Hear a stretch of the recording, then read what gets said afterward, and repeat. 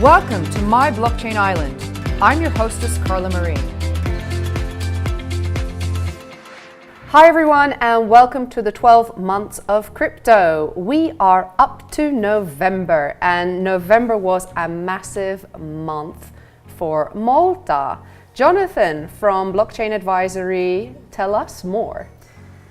People now, of course, approach me and quote me from the session I had at the Malta Blockchain Summit, where I announced the birth of the so-called DLT regulatory framework. In fact, back then, I mentioned that people should always remember the 1st of November.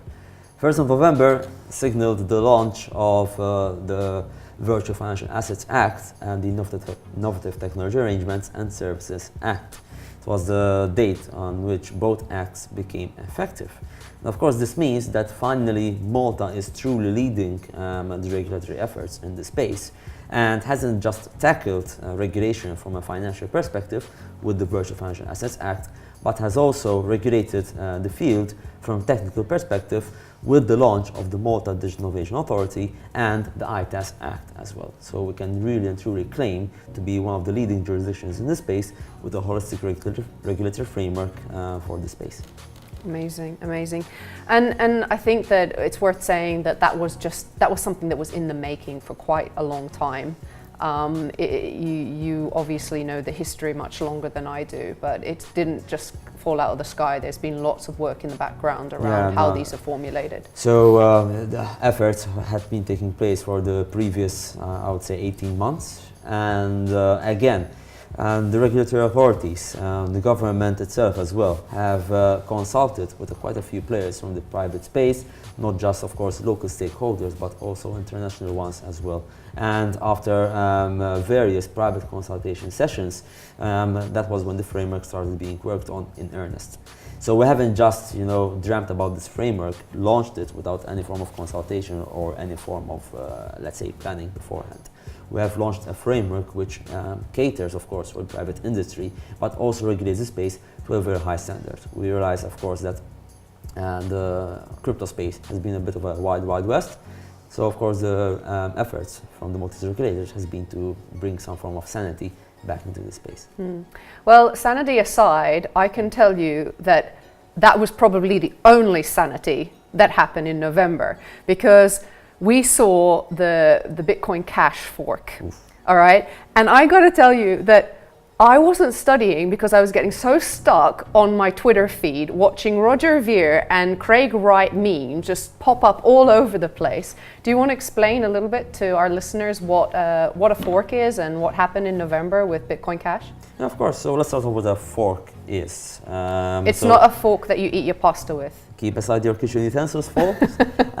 So a fork is when a particular blockchain protocol, a particular blockchain network splits off into two. So we're not talking about a copy of a blockchain network, as was the case with Litecoin, when again it copied most of the code from Bitcoin and launched its own network. But basically, a fork is when there's one single blockchain network, and at a certain point in time, after a certain block, it splits off into two separate networks. This was what happened last year when Bitcoin Cash split off from Bitcoin. And November was the month where Bitcoin Cash itself split into two, Bitcoin Cash ABC and Bitcoin Cash SV. That's it.